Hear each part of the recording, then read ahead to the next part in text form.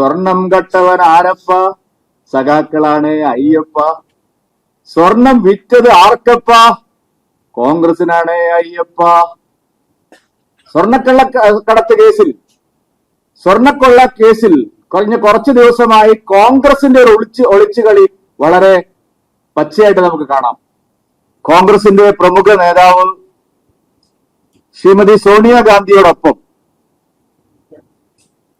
ഉണ്ണികൃഷ്ണൻ പോറ്റി, അതായത് ഈ സ്വർണ്ണക്കൊള്ളയ്ക്ക് പ്രധാന കുറ്റവാളിയായി കണക്കാക്കപ്പെട്ടിട്ടുള്ള ഉണ്ണികൃഷ്ണൻ പോറ്റി ഈ സ്വർണം വാങ്ങിയ വ്യാപാരി വ്യവസായിയുമായിട്ട് ചേർന്ന് സോണിയാഗാന്ധിയുമായിട്ടുള്ള ഒരു ചിത്രം പുറത്തു വരുന്നു.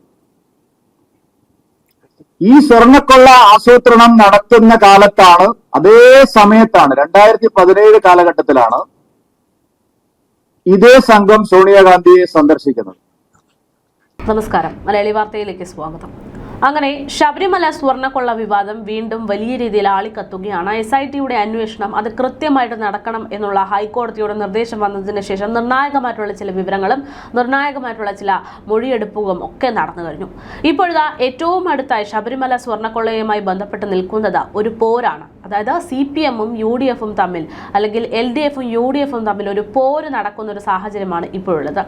SITയുടെ അന്വേഷണത്തോടുമായി ബന്ധപ്പെട്ടിട്ടാണ് ഇത്തരത്തിലൊരു പോര് പരസ്പരം ഉണ്ടാകുന്നത്. മുഖ്യമന്ത്രിയുടെ പൊളിറ്റിക്കൽ സെക്രട്ടറി ആയിട്ടുള്ള ശശി പറഞ്ഞിട്ടാണ് ഇത്തരത്തിലൊരു അന്വേഷണം അടൂർ പ്രകാശിലേക്ക് അടക്കം വരുന്നത് എന്നുള്ള ആരോപണത്തിലാണ് ഇപ്പോൾ UDF ഉള്ളത്. അതേസമയം ഒരു കൃത്യമായിട്ടുള്ള നിലപാട് പോലും ഇല്ലാത്തവരാണ് ഈ പറയുന്ന കോൺഗ്രസ് പ്രവർത്തകർ എന്നുള്ള CPM നിലപാടും CPM സംസ്ഥാന സെക്രട്ടറി MV ഗോവിന്ദന്റെ നിലപാടും വന്നു കഴിഞ്ഞു. എന്തായാലും ഇത്തരത്തിലൊരു പരസ്പര രാഷ്ട്രീയ പോരിലേക്ക് കലാശിക്കുമ്പോൾ അവിടെ ചില സാഹചര്യങ്ങളുണ്ട്, ചില പുറത്തു വരാത്ത വിവരങ്ങളുണ്ട് എന്നുള്ളതാണ് ഇന്നിപ്പോൾ ഈ വിഷയവുമായി ബന്ധപ്പെട്ട BJP മുൻ സംസ്ഥാന അധ്യക്ഷനായിരുന്ന K സുരേന്ദ്രൻ വ്യക്തമാക്കുന്ന കാര്യങ്ങൾ. അതായത് കോൺഗ്രസിന് സ്വർണ്ണക്കൊള്ളയുമായി ബന്ധമുണ്ടോ എന്ന് സംശയം പറയുന്ന തരത്തിലുള്ള ഒരു പ്രതികരണം മാധ്യമ പ്രവർത്തകർക്ക് മുമ്പിൽ നടത്തിയിരിക്കുകയാണ് ഇന്ന് K സുരേന്ദ്രൻ. ഇറ്റലിയിൽ സോണിയാഗാന്ധിയുടെ രക്തബന്ധത്തിലുള്ള ചില ആളുകൾക്ക് പുരാവസ്തു വിൽപ്പനയുമായി ബന്ധപ്പെട്ടുള്ള ചില കണക്ഷൻസ് ഉണ്ട്, ബിസിനസ് ഉണ്ട്. അതുമായി ബന്ധപ്പെടുത്തി നോക്കുമ്പോൾ ശബരിമലയിൽ നിന്ന് പുറത്തേക്ക് പോയിട്ടുള്ള അല്ലെങ്കിൽ കൊള്ള നടത്തിയിട്ടുള്ള സ്വർണത്തിന്റെ പുറത്തോട്ടുള്ള പുരാവസ്തു തരത്തിലുള്ള ആ ഒരു വിൽപ്പന അത് നടന്നത് ഈ കോൺഗ്രസിന്റെ അറിവോടുകൂടിയാണ്, അല്ലെങ്കിൽ കോൺഗ്രസ് നേതാക്കൾക്ക് പങ്കുണ്ടോ എന്നുള്ള സംശയമുണ്ട് എന്നുള്ളതാണ് K സുരേന്ദ്രൻ ചൂണ്ടിക്കാണിക്കുന്നത്. എന്തായാലും നിർണായകമായിട്ടുള്ള ചില കാര്യങ്ങളാണ് SITക്ക് മുമ്പിലേക്ക് ഇന്നിപ്പോൾ BJP പ്രവർത്തകർ മുന്നോട്ട് വയ്ക്കുന്നത് എന്ന് പറയുമ്പോൾ ഇത് കേന്ദ്രത്തിലേക്ക് അന്വേഷണം കൈമാറാനുള്ള സാധ്യതകൾക്ക് കൂടെ വാതിൽ തുറക്കുകയാണ്. കാരണം SIT അന്വേഷണത്തിൽ ഒട്ടും തന്നെ തൃപ്തമല്ല ഇവിടുത്തെ സർക്കാരും പ്രതിപക്ഷവും എന്ന് തന്നെയാണ് ഇത്തരത്തിൽ വാക്പോരിലൂടെ വ്യക്തമാകുന്നത്. അതേസമയത്ത് കേന്ദ്ര അന്വേഷണങ്ങൾ വരാതിരിക്കാനുള്ള എല്ലാ ശ്രമങ്ങളും സർക്കാരിന്റെ ഭാഗത്ത് ഉണ്ടാകുന്നുമുണ്ട്. എന്തായാലും ഈ വിഷയത്തിൽ നിന്ന് ഇപ്പോൾ BJP മാരാർജി ഭവനിൽ നടത്തിയിട്ടുള്ള ആ ഒരു പ്രതികരണം റിപ്പോർട്ടിലേക്ക് കൂടെ ഒരു വെളിപ്പെടുത്തലായി പൊതുസമൂഹം വിലയിരുത്തിയില്ലെങ്കിലും കുറച്ചു കഴിഞ്ഞപ്പോൾ ആ വെളിപ്പെടുത്തലിന് പിന്നിൽ ഗൗരവമേറിയ ചില സംഭവങ്ങൾ ഉണ്ടാവാം എന്നുള്ള നിലയിലേക്ക് നമ്മുടെ നാട് വന്നു. ആ വെളിപ്പെടുത്തൽ ഇങ്ങനെയായിരുന്നു: വിദേശത്തുള്ള തന്റെ ഒരു വ്യവസായി സുഹൃത്ത് ഈ കേസിൽ സാധാരണ സ്വർണത്തിന്റെ വില മാത്രമല്ല മോഷ്ടാക്കൾ ഉദ്ദേശിച്ച് ഇങ്ങനെ ഒരു കവർച്ച നടത്തിയത്. ഇതിനെ ഒരു പുരാവസ്തു വകുപ്പിൽ കൈകാര്യം ചെയ്തുകൊണ്ടാണ് 10 മടങ്ങ് അല്ലെങ്കിൽ 100 മടങ്ങ് അടക്കമുള്ള തുക ഈ സ്വർണത്തിനും വിഗ്രഹങ്ങൾക്കും ലഭിക്കുമെന്നുള്ളത് കൊണ്ടാണ് ഇത്ര ആസൂത്രിതമായ ഒരു കൊള്ള നടന്നിരിക്കുന്നത്. അതിനെക്കുറിച്ചുള്ള ചില വിശദാംശങ്ങൾ അദ്ദേഹം സൂചിപ്പിക്കുകയുണ്ടായി എന്നുള്ളതാണ്. സ്വാഭാവികമായും ബഹുമാനപ്പെട്ട പ്രതിപക്ഷ നേതാവ് പറഞ്ഞു, അങ്ങനെയാണെങ്കിൽ താങ്കൾ ഇത് SITയെ അറിയിക്കണം, അതിനുള്ള സംവിധാനം ഞാൻ ചെയ്തുതരാം. അപ്പോഴാണ് ഈ കേസിന്റെ മാനത്തിനെ കുറിച്ച് നേരത്തെ തന്നെ ബഹുമാനപ്പെട്ട ഹൈക്കോടതി പറഞ്ഞ ഒരു കാര്യമുണ്ട്. വലിയ തോതിൽ അത് ചർച്ചയായില്ല എന്ന് മാത്രമേ ഉള്ളൂ. ഈ കേസിന്റെ പ്രാരംഭഘട്ടത്തിൽ തന്നെ ബഹുമാനപ്പെട്ട ഹൈക്കോടതി പറഞ്ഞിരുന്നു, കുപ്രസിദ്ധരായിട്ടുള്ള ചില അന്തർദേശീയ വിഗ്രഹ മോഷ്ടാക്കൾ നടത്തിയതുപോലുള്ള ഒരു കൊള്ളയാണോ, ചില പേരുകൾ ഉദ്ധരിച്ചുകൊണ്ടാണ് ഹൈക്കോടതി നിരീക്ഷിച്ചത് ശബരിമലയിൽ നടന്നത്. സ്വാഭാവികമായും ബഹുമാനപ്പെട്ട ഹൈക്കോടതിക്ക് നേരത്തെ തന്നെ ഒരു സംശയം ഉണ്ടായിരുന്നു. കാരണം ഇതൊരു ശബരിമലയിലെ ഇത്ര കിലോ സ്വർണം മോഷ്ടിച്ച് അതിന്റെ നടപ്പ് വില വാങ്ങി എടുക്കാൻ വേണ്ടി മാത്രം നടന്ന ഒരു കൊള്ളയല്ല എന്നുള്ളതിനെ സംബന്ധിച്ച ഒരു ന്യായമായ സംശയം ആദ്യമേ ഹൈക്കോടതിക്ക് ഉണ്ടായിരുന്നു. ആ സംശയം ബലപ്പെടുത്തുന്ന നിലയിലാണ് ഒരു വ്യവസായി തന്നോട് ഇത്തരം കാര്യങ്ങൾ വെളിപ്പെടുത്തിയത് എന്നുള്ള കാര്യം ബഹുമാനപ്പെട്ട രമേശ് ചെന്നിത്തല ചൂണ്ടിക്കാണിക്കുന്നു. ഇപ്പൊ ഇന്നലെയാണെങ്കിൽ വിഗ്രഹങ്ങൾ പലതും, വ്യാളി, ശിവന്റെ പ്രതിമ,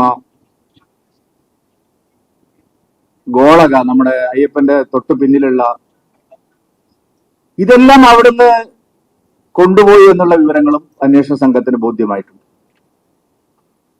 ദ്വാരപാലക ശില്പങ്ങൾ തിരിച്ചു കൊണ്ടുവരുമ്പോ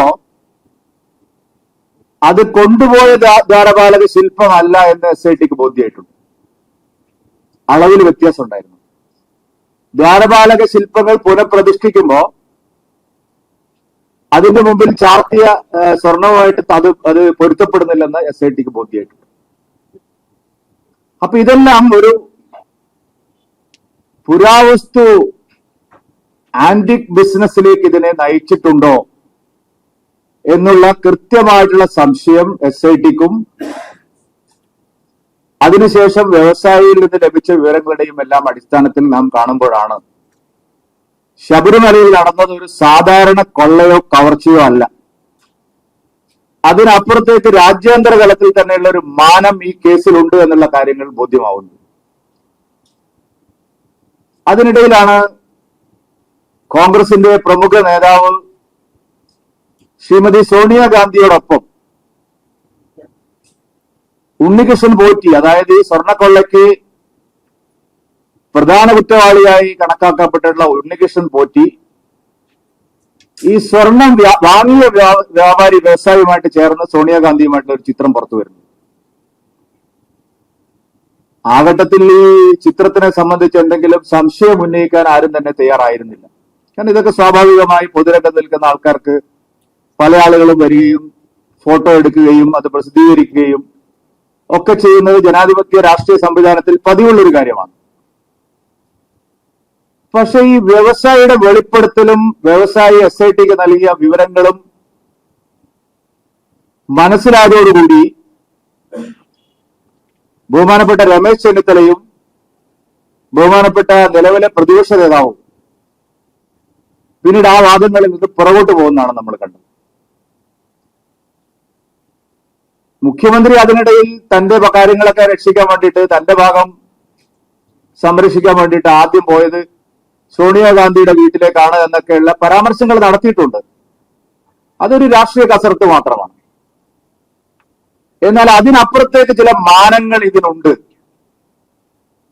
എങ്ങനെയാണ് സ്വർണ്ണക്കള്ളക്കടത്തിന് നേതൃത്വം നൽകിയ മോഷ്ടാവായിട്ടുള്ള ഉണ്ണികൃഷ്ണൻ പോറ്റിയും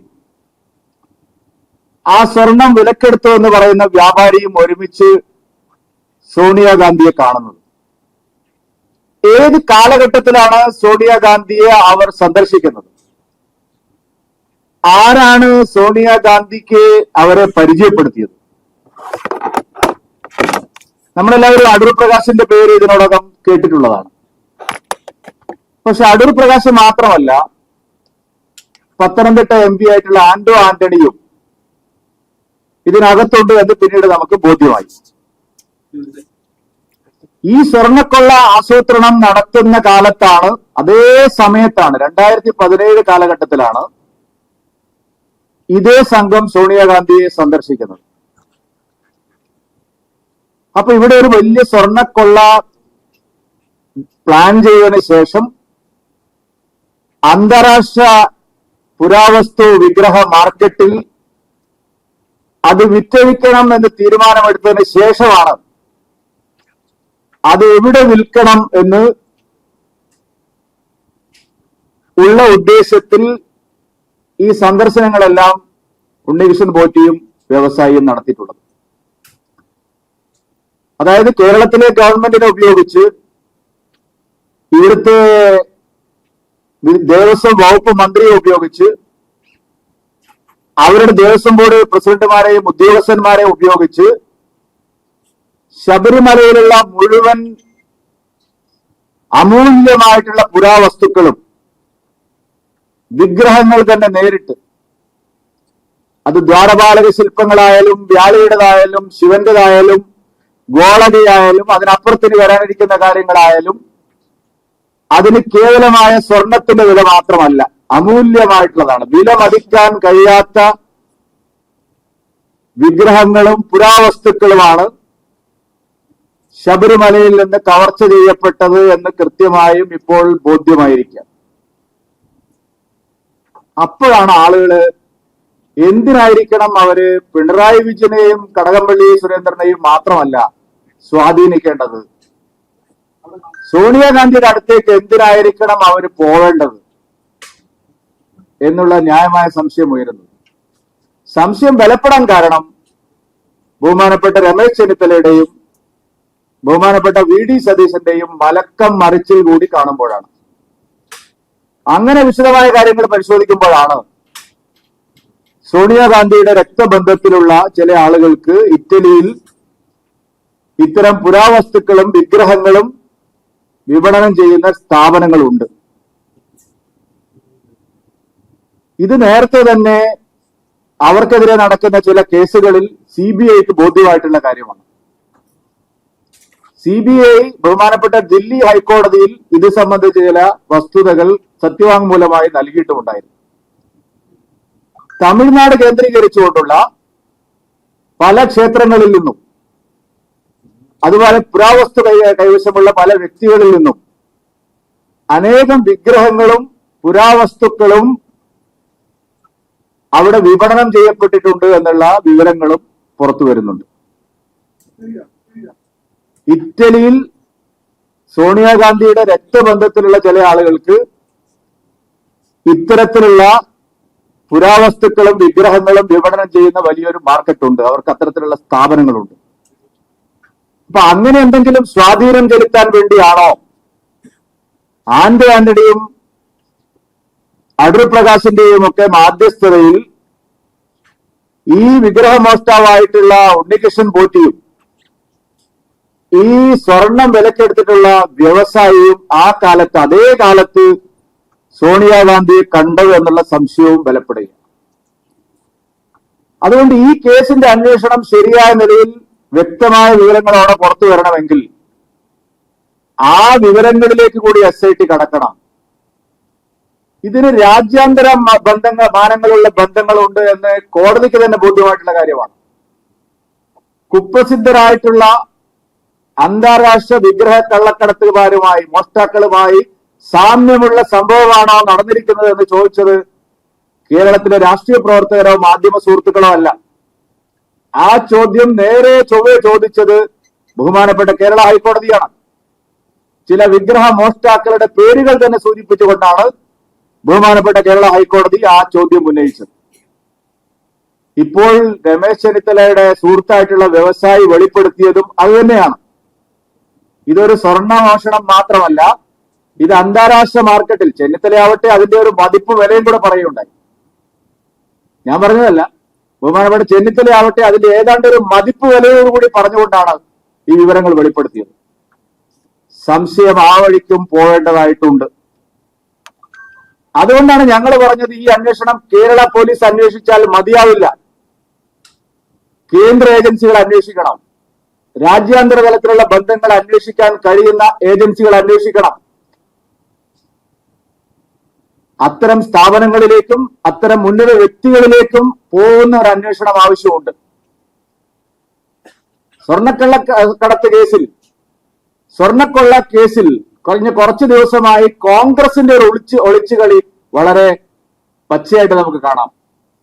ഒരൊറ്റ നേതാവും ഈ സ്വർണ്ണക്കൊള്ളയിൽ നിരന്തരമായ ആരോപണങ്ങൾ ഉന്നയിക്കുന്ന ഒരൊറ്റ നേതാവും സോണിയാഗാന്ധിയെ ഉണ്ണികൃഷ്ണൻ പോറ്റിയും വ്യവസായിയും എങ്ങനെ ഒരുമിച്ച് കണ്ടു, എന്തിന് ഒരുമിച്ച് കണ്ടു എന്നുള്ളതിന് ഇതുവരെ ഒരു വിശദീകരണവും നൽകിയിട്ടില്ല.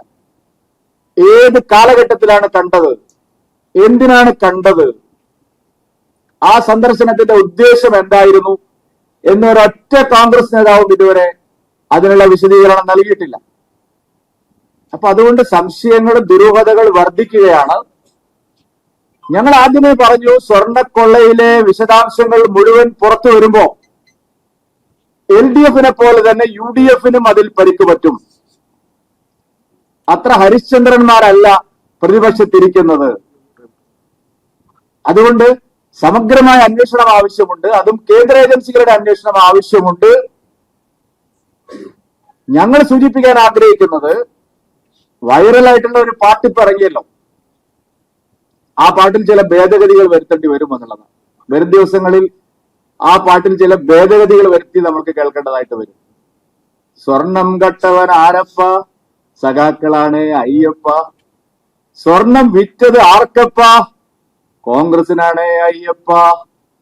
ലാഭം കൊയ്തത് ആരൊക്കെ, ഇന്ത്യ മുന്നണി ഒറ്റക്ക്. ഇത് നാളെ കേരളത്തിലെ ജനങ്ങൾ ഒരു പാരടി ഗാനമായിട്ട് പാടുന്ന സ്ഥിതി വരും. ഇതിനകത്ത് LDF-നും UDF-നും തുല്യമായ പങ്കാളിത്തമുണ്ട്. ഗുരുതരമായ കാര്യങ്ങളിൽ അവരും ഏർപ്പെട്ടിട്ടുണ്ട്. ഇല്ലെങ്കിൽ അടൂർ പ്രകാശ് പറയട്ടെ, UDF കൺവീനർ അല്ലേ, എന്തിനാ കണ്ടത്, ആരാ കണ്ടത്, ആരാണ് ഇടനിലക്കാർ, എന്താണ് സംസാരിച്ചത്? ഇല്ലെങ്കിൽ ആന്റണി പറയട്ടെ, ശബരിമല നിൽക്കുന്ന മണ്ഡലത്തിലെ MP അല്ലേ, പറയട്ടെ.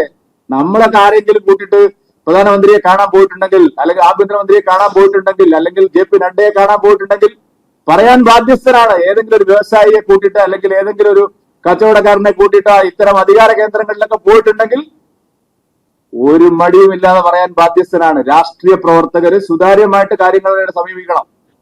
അതുകൊണ്ട് കേന്ദ്ര ഏജൻസികളുടെ അന്വേഷണമാണ്. അല്ല, അതിപ്പോ വീട്ടിൽ കിട്ടുമല്ലോ. അത് ഇനി വരാൻ പോകുന്ന പാട്ടാണ്. കാരണം ഈ കേസ് കഴിയുമ്പോ, അല്ല ഈ കേസിന്റെ അന്വേഷണം ഫലപ്രദമായി നടക്കുമ്പോ UDF-നും തുല്യമായ പങ്കാളിത്തം ഉണ്ടാവും.